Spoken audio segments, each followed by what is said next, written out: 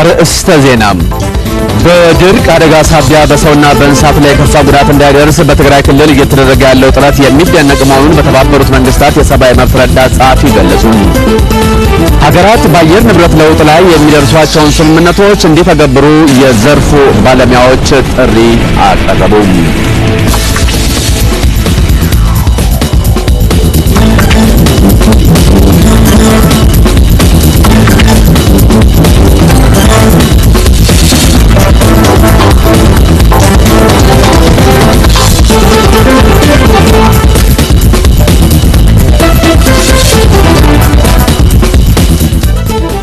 እንደምላችኋል ከኢትዮጵያ ብሮድካስቲንግ ኮርፖሬሽን የብዛነትና የህዳሴ ድምጽ የዕለቱን የ7 ሰዓት ዜና ይዘን ቀርበናል። አብራችሁን ልትቆዩም በአክብሮት ጋብዘናል። ከዜናዎቹ ጋር ተመስገን በየነ ነኝ።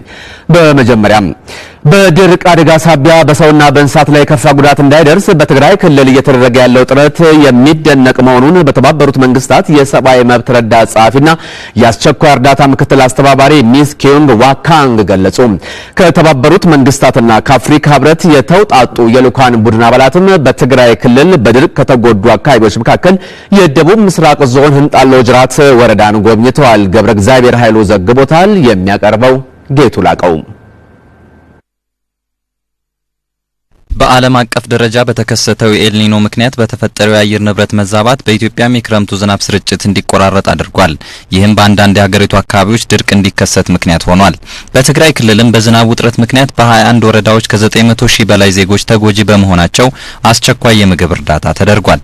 ከተባበሩ መንግስታትና ከአፍሪካ ህብረት የተውጣጡ የልኡካን ቡድን አባላት በትግራይ ክልል ደቡብ ምስራቃዊ ዞን በህንጣሎ ዋጅራት ወረዳ በሰውና በእንስሳት ላይ የከፋ ጉዳት እንዳይደርስ የክልሉ መንግስት እያደረገ ያለውን ተግባር ተመልክተዋል። የልኡካን ቡድኑ ከህብረተሰቡ ጋርም ውይይት አካሂደዋል።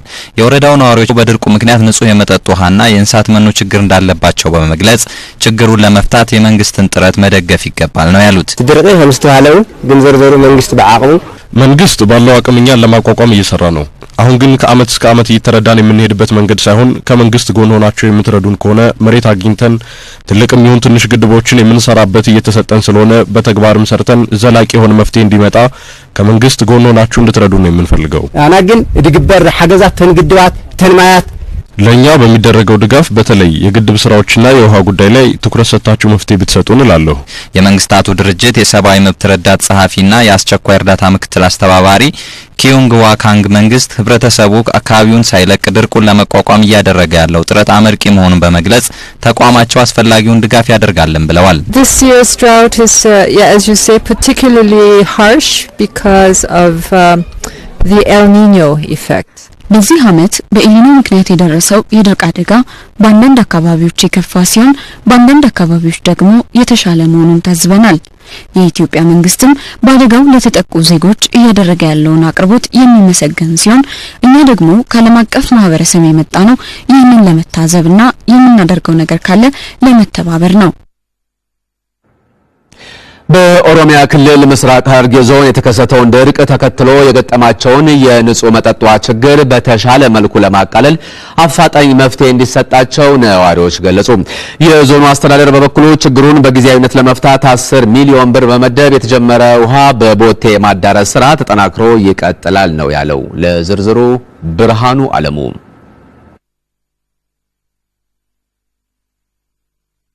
ቀድሞውንም ዝናብ አጠር በመሆኑ በርካታ ነዋሪዎች በልማታዊ ሴፍቲኔት መርሃ ግብር ታቅፈው ድጋፍ ሲደረግላቸው የቆዩ ናቸው። በኦሮሚያ ክልል ምስራቅ ሐረርጌ ዞን ኩርፋ ጨሌ ወረዳ በወረዳው በዚህ ዓመት ያጋጠመው የዝናብ እጥረት ደግሞ ችግሩን አባብሶታል። በኩርፋ ጨሌ በምርት ዘመኑ የተዘራው ሰብልም 95 በመቶ በድርቁ ከፍተኛ ጉዳት የደረሰበት በመሆኑ 48000 ሰዎች እርዳታ ይፈልጋሉ። እስካሁን 33000 ለሚሆኑት የምግብ እህል የተከፋፈለ ሲሆን ለቀሪዎቹ ለማዳረስም ጥረት እየተደረገ ነው ተብሏል። ወይዘሮ ኪሚያ አብደላ የምግብ እርዳታው ከተሰጣቸው መካከል ናቸው። ወይዘሮ ኪሚያ እንደሚሉት የተደረገላቸው የእህል ድጋፍ የምግብ አቅርቦት ችግራቸውን በተወሰነ መልኩ የቀነሰላቸው ቢሆንም በድርቁ ምክንያት የመጠጥ ውሃ ችግር መባባሱ ግን አሳስቧቸዋል። ቢሻን ዱጋቲ ዳኻኒ በአመታ በዳራናቀነቱ የውሃ ምንጮች በጣም እየቀነሱ ነው። ከርቀት ቦታ ተጉዘን ነው የመጠጥ ውሃ የምናገኘው። ይህም በጧት ካልሆነ የሚገኝ አይደለም። ችግሩ ዝናብ ባለመኖሩ የተፈጠረ ነው። መንግስት አስቸኳይ መፍትሄ እንዲያፈላልግልን ነው የምንጠይቀው። በምስራቅ ሐረርጌ ዞን ሚጠጋ ቶላ ወረዳ ኦርጅ ቀበሌ ያለው የውሃ ችግር ደግሞ እነ ወይዘሮ ኪሚያ ከገጠማቸው ተመሳሳይ ችግር የባሰ ነው። በቀበሌው ከሰሞኑ የተገኘውን ዝናብ ተከትሎ የተጠራቀመ የኩሬ ውሃን ሰውም ሆነ እንስሳት ለመጠጥ ሲጠቀሙበት ተመልክተናል። አቶ አህመድ እስማኤልም ከዚሁ ኩሬ ውሃ ወደ መኖሪያ ቤታቸው ሲያጓጉዙ አግኝተናቸዋል። ረኮ ቢጃኒ ረኮ ጉዶ የመተቢጃኒ አላን ከፍተኛ የውሃ ችግር ነው ያለው። ይህ የኩሬ ውሃ ካለቀ የት ሄደን የመጠጥ ውሃ እንደምናገኝ አላውቅም። ምናልባት እስከ 8 ሰዓት ውሃ ፍለጋ ልንጓዝ እንችላለን። አካባቢው እንዳንለቅ ስጋትም አለኝ። የመጠጥ ውሃ ድርቁን ተከትሎ ከፍተኛ ችግራችን ሆኗል ያሉት የምስራቅ ሐረርጌ ዞን ዋና አስተዳዳሪ አቶ ደምሴ ያችሶም የነዋሪዎችን ችግር በጊዜያዊነት ለማቃለል በ17 ቦቴዎች ውሃ የማዳረስ ስራ እየተከናወነ ነው ብለዋል። እየተወሰዱ ያሉ መፍትሄዎች ተጠናክረው ይቀጥላሉ ነው ያሉት። በ8 ወረዳዎች እና በ56 ቀበሌ አካባቢ በቦቴ ነው የመጀመሪያ እርዳታ መንግስት ያደረገው። እኛ የጠየቅነው 30 ቦቴ አካባቢ ነው። እስካሁን 17 ቀርበዋል። ሁለተኛ ደግሞ መካከለኛ የጊዜ መልስ የሚሰጠው ማሽኖች አሉ። በከርሰ ምድር ውስጥ የሚገኘው ውሃ ፋዲስ ላይ አሁን ማሽኑ እየቆፈረ ነው ያለው። ሌሎችም የከርሰ ምድር ውሃ እንዴት ማውጣት እንዳለበት መንግስት እየሄደበት ነው ያለው። በዞኑ ለችግሩ ተገላጭ ለሆኑ የህብረተሰብ ክፍሎች በመንግስት እየተደረገ ከሚገኘው ድጋፍ በተጨማሪም የመንግስት ሰራተኞችና ድጋፍ ሰጪ አካላት ትብብር ያደረጉ መሆናቸውንም አስተዳዳሪው ተናግረዋል። የዞኑ የመንግስት ሰራተኛና ካቢኔዎች ከራሳቸው ደሞዝ 100%፣ 30%፣ 50% በመቁረጥ 34 ሚሊዮን ብር በተጠባባቂ ፈንድ በማስቀመጥ ጥሩ ለውጥ አለ። በምስራቅ ሐረርጌ ዞን ከድርቁ ጋር በተያያዘ በሽታን ለመከላከልና ለመቆጣጠር የሚያግዝ የባለሙያዎች ቡድን ተዋቅሮ እየተንቀሳቀሰ መሆኑም ታውቋል። ለኢትዮጵያ ብሮድካስቲንግ ኮርፖሬሽን ብርሃኑ አለሙ ነኝ ከሐረር። በአፋር ክልል እየተገነቡ ያሉ የመሰረተ ልማት ዝርጋታዎች የክልሉን የኢኮኖሚ እንቅስቃሴ ወደ ተሻለ ደረጃ ማድረሳቸው ተገለጸ። በአፋር ክልል የሚገኙት የሚሌና የሎጊያ ከተሞች መንገድ ማስፋትና የሰመራ ዱብቲ አስፋልት መንገድ ግንባታም ተጠናቋል። ዝርዝሩን ያዘጋጀችው አዳነች ገብረ ማርያም ነች። ከዚህ በፊት በጠጠር ደረጃ የነበረው የሰመራ ዱብቲ መንገድ አሁን በአስፋልት ደረጃ ተሰርቷል። ርዝመቱ 11.4 ኪሎ ሜትርን ይሸፍናል። መንገዱ ለአካባቢው ነዋሪ ከሚሰጠው ጥቅም ባለፈ ለተንዳሆ ስኳር ፋብሪካም አመቺ ሁኔታን ይፈጥራል። በአካባቢው ያገኘናቸው ነዋሪዎችም የመንገዱ መሰራት ከዚህ ቀደም ያጋጥማቸው የነበረውን ችግር እንደቀረፈላቸው ይናገራሉ። አሁን እንግዲህ በደቂቃዎች ነው እንግዲህ 15 ደቂቃ አይፈጅም ከዚህ ሰመራ ለመገናኘት። በፊት ከዚህ ሎጊያ ለመገናኘት 1 ሰዓት በይ ያነክል ጊዜ እንደውም ሰዓቱን ብቻ አይደለም ሰውም ይጎዳል። ጠቅላላ ሰው በኩላሊት በሽተኛ ነበር የሆነው። ነገር ግን ከግንባታው ጋር በተያያዘ የፍሳሽ ማስወገጃ በትክክል አለመሰራቱ ለጎርፍ አደጋ ተጋልጠናል ይላሉ። የዚህ መንገድ አንድ ያልተጨረሰ ነገር አለ። ውሃ ማፈሳሻ መንገዶቹ በጣም አልተጨረሱም። ከዚህ በፊት የነበሩ ጎርፎች ራሱ በጣም አስቸጋሪ ጎርፎች ነበሩ የነበሩብን በጣም ነበሩ። ለምን ብትኝ በግራና በቀኝ ያሉ ውሃ ማፋሰሻዎች አልተሰሩም። የዱብቲ ከተማ በአቀማመጥ ለጎርፍ ተጋላጭ ናት የሚሉት የፕሮጀክቱ ተቆጣጣሪ መሐንዲስ አቶ ዮሐንስ ዘካሪያስ ያለውን ችግር ለመፍታት ፕሮጀክቱ ከተመደበለት ተጨማሪ ወጪ አውጥተናል ነው ያሉት። ዱብቲ አጠቃላይ ያው ድሮም የነበረ ፍላድ አለው ከተማው ማለት ነው። በአካባቢው በጣም ሜዳማ ስለሆነ ወዲያው ወጥቶ ከተማዋን ያጥለቀልቃል በሁለት አቅጣጫ ማለት ነው። ከፕሮጀክቱ ስኮፕ ውጪ ወደ 1 ሚሊዮን ተጨማሪ ተፈቅዶ ቫሪዬሽን አስፈቅደን ተጨማሪ ቦይ ወደ 160 ሜትር በማሰናሪ ቦይ በሁለቱም አቅጣጫ እንደገና ደግሞ ያንን በጣም ሜዳ ስለሆነ ውሃው በደንብ ስለማይል ተጨማሪ ደግሞ 150 ሜትር እርዝዲች በኤክስካቫተር ብቻ ተቆፍሮ ተሰርተዋል ማለት ነው። ያ ያው የነበረውን ድሮኑ የነበረውን ነገር ለመቀነስ ማለት ነው። ቶታሊ ማስወገድ አይቻልም። በሌላ በኩል የማስፋት ግንባታቸው የተጠናቀቁት የሚሌና የሎጊያ ከተማ መንገዶች ናቸው። 5.5 ኪሎ ሜትር ርዝመት ያለው የሚሌ ከተማና 4 ኪሎ ሜትር ርዝመት ያለው የሎጊያ ከተማ መንገድ ቀድሞ ከነበረበት 10 ሜትር ወደ 20.5 ሜትር ስፋቱ እንዲያድግ ተደርጓል። ከዚህ ቀደም 2 ተሽከርካሪ ብቻ ያስተላልፉ የነበሩት የሁለቱ ከተማ መንገዶች በአንድ ጊዜ 4 ተሽከርካሪን ያንቀሳቅሳሉ። በተለይ በሚሌ ከተማ ለሚገኘው የጉምሩክ ፍተሻ ጣቢያ የመንገዱ መስፋት ለአሽከርካሪዎች ጊዜን እንዲቆጥቡ አስችሏቸዋል። ስንመጣ ወለን እዚሁ ምን አድርበት ጊዜ ነበር። አሁን ግን መንገዱ በመስፋቱ በዚህም በዚያም የሚመጡ እንደገና ከፒስታ ከለውጥ መንገድ ተገላግለን ጥሩ አካሄድ እየሄድን ነው። የአፋር ክልል ርዕሰ መስተዳደር ጽህፈት ቤት ኃላፊ አቶ አወል ቢቲካ በክልሉ የተዘረጉ የመንገድ መሰረተ ልማት ስራዎች የስራ ዕድልን ከመፍጠር ባለፈ ጥቅም እያስገኙ ነው ብለዋል። ማህበረሰቡም ደግሞ የገበያ ትስስሩን ከሌላ ክልል ጋር ያለውን ግንኙነት በአጭር ሰዓታት ውስጥ ገበያ ላይ ውሎ ገብ የሚሆንበት ሁኔታዎች አሉና በአጠቃላይ መንገድ መኖሩ የኢኮኖሚ እድገቱን የማፋጠን ሁኔታ ነው ያለው። የሚሌ የሎጊያና የሰመራ ዱብቲ መንገድ ግንባታ ከ646 ሚሊዮን ብር በላይ ወጪ ወጥቶበታል። ግንባታውን የቻይናው ዦንግ ዚሆንግሚ የተባለ ዓለም አቀፍ ተቋራጭ አካሂዶታል። ግንባታው በተያዘለት ጊዜ መጠናቀቁንም ከኢትዮጵያ መንገዶች ባለስልጣን ያገኘነው መረጃ ያመለክታል። ከኢትዮጵያ ብሮድካስቲንግ ኮርፖሬሽን የብዛነትና የዳሴ ድምጽ በቀጥታ እየተላለፈ ያለው የዕለቱ 7 ሰዓት ዜና እንደቀጠለ ነው።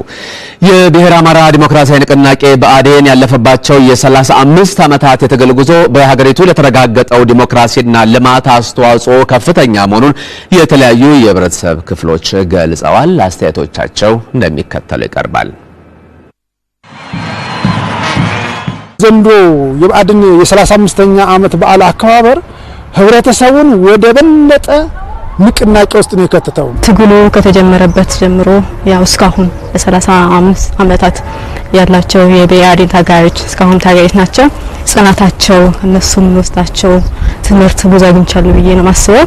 ብአዴንና ህዝቡ ምን ያክል ተሳትፎ ነበራቸው በትግሉ ውስጥ የሚል ነገር በኢትዮጵያ ታሪክ ያው ይሄ ሰው በላ ስርዓት ለመገርሰስ በተደረገው ትግል ምን ያክል አስተዋጽኦ ነበረው የሚለው ነገር በአጉልቶ የሚያሳይ ህዝቡም ለትግል የሚያነሳሳ እንድምታውም አሁን ባለው ትውልድ ያለፍናቸው መከራዎች በሙሉ እንዳይደገሙ አሁን ባለው ልማትም ባለንበት ጊዜ ከዛ ተሞክሮ ወስደን የህይወት መስዋዕት ሲገበርበት የነበረ ጊዜ አልፏል። ስለዚህ አሁን በልማት ላይ ምን ያክል አስተዋጽኦ ነው ማድረግ ያለብን የሚል ነገር ቁርጠኛ እንዲሆን ትውልዱን አስተማሪ በሆነ መልኩ እየተላለፈ ነበር። ብአዴን ከትጥቅ ትግሉ በላይ ከፍተኛ መስዋዕትነት ከፍሏል። ትልቅ ድል አስመዝግቧል የምትለው የቆየው የመስፈናዊ ስርዓት አስተሳሰብ የኢሊቱን አስተሳሰብ ሰውሮ ዲሞክራቲክ አስተሳሰብ ዲሞክራቲክ ብሔርተኝነትን እንዲተከል ያደረገ ፓርቲ ነው።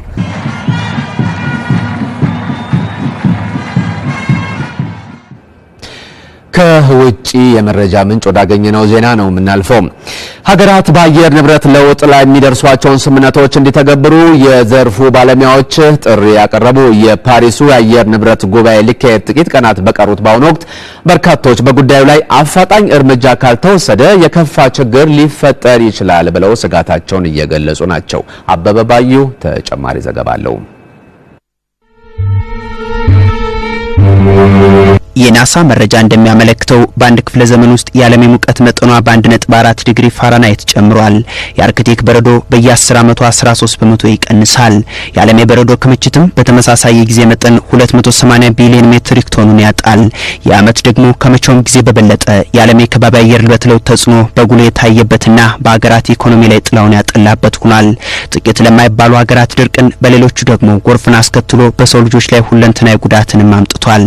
ኢትዮጵያና ኬንያ የችግሩ ሰለባ ከሆኑ በርካታ ሀገራት ጥቂቶቹ ናቸው። የናይሮቢ ነዋሪ አልበርት ሞሪንጎም የችግሩን አሳሳቢነት ነው የሚገልጸው። ትልቁ ፍርሃቴ የአየር ንብረት ለውጡ የባሰ የዝናብ እጥረት እንዳያመጣብን ነው። ይህ ከሆነ የምንበላውን አጣን ማለት አይደል? ይህ ስጋት የአልበርት ሞሪንጎ ብቻ አይደለም። የበርካታ ባልበሉበት እየከፈሉ የሚገኙ አፍሪካውያን፣ ከደን ምንጣሮና ቃጠሎ ጋር ተያይዞ ለጉዳት ለተዳረጉ ኢንዶኔዥያውያን፣ በኢንዱስትሪያቸው የጋዝ ልቀት ለሚሰቃዩ ቻይናውያንና ምዕራባውያን ጭምር እንጂ። ዓለም በፈረንሳይ ተገናኝቶ በጉዳዩ ላይ ለመምከር በተዘጋጀበት በአሁኑ ወቅት በተለይ ወደ ከባቢ አየር በካይ ጋዛቸውን የሚለቁ ሀገራት ቢያንስ መጠኑን እንዲቀንሱ የሚቀርበው ጥያቄ ጠንከር ብሎ እንደሚሰማም ይጠበቃል። በአሁኑ ወቅት ከኢንዱስትሪዎቻቸውና ከፋብሪካዎቻቸው ውጤቶች ካርቦን ዳይኦክሳይድን በእጅጉ የሚለቁ በሚል አሜሪካ፣ ቻይና፣ አውስትራሊያ፣ ካናዳና ሳውዲ አረቢያ በቀዳሚነት ተጠቅሰዋል። በቤጂንግ ጭጋጋማና የሚያፍን አየር መታየቱ የተለመደ ሆኗል። ወትሮኑ የበረዶ ሸርተቴን የሚያዘወትሩ ሩሲያውያን የሚወዱትን ስፖርት ሊያጡ ከጫፍ ደርሰዋል። የኢንዶኔዥያ ውብና አረንጓዴያማ ቦታዎች ተመንጥሯል። በርካታ የአፍሪካ ከተሞች የገጸ ምድሯ ቀርቶ የከርሰ ምድሯን ማግኘት እየከበዳቸው መጥቷል። የኒውዮርክና የዋሽንግተን ነዋሪዎች አንድ ሞቅ ሌላ ጊዜ ቀዝቀዝ እያለ ያስቸግራቸው አየር ጸባይ ሰላም ነስቷቸዋል። እነዚህ ሁሉ የዓለም የአየር ንብረት ለውጥ ውጤቶች ናቸው። ብራዚላዊው የአየር ንብረት ተመራማሪ ማሪዮ ማርኬትሊ ሀገራት የሚደርሷቸውን ስምምነቶች አለመተግበራቸው አሁንም የጉዳዩን አስከፊነት ያባብሰዋል ባይ ናቸው። porque efetivamente o que você vê ሁኔታዎች እየከፉ እንደሆነ መታዘብ እንችላለን። ውይይቶች በተደጋጋሚ ይካሄዳሉ፣ ግን ወደ ተግባር ሲለወጡ አይታይም። አሁንም ሐሳቦች መተግበር አለባቸው ነው የምንለው። በአውሮፓውያኑ ዘመን ቀመር 2009 በኮፐንሃገን ስብሰባ በተለይም ከፋብሪካዎች በካይ ጋዝን የሚለቁ ሀገራት መጠኑን ለመቀነስ ቃል የገቡበት ቢሆንም ተግባራዊ ሲያደርጉት ግን አልታየም። በእርግጥ አሁን ብራዚል በቀጣዮቹ 15 ዓመታት የካርበን ልቀቷን በ43 በመቶ ለመቀነስ ቃል ገብታለች። አሜሪካና ቻይና በጉዳዩ ላይ ቁርጠኝነታቸውን እየገለጹ ነው። ሆኖም አሁንም በፈረንሳይ ፓሪስ የሚገናኙት ሀገራት የጋራ አቋማቸውን በአንድ ሰነድ ላይ ሊያትሙ ይገባል ባለሙያዎች ይናገራሉ። ጥያቄው ግን በእርግጥስ ያሁኑ የፓሪስ ጉባኤ ተጨባጭ ተግባር እርምጃ የሚጀመርበት ይሆናል ወይ የሚለው ሆኗል።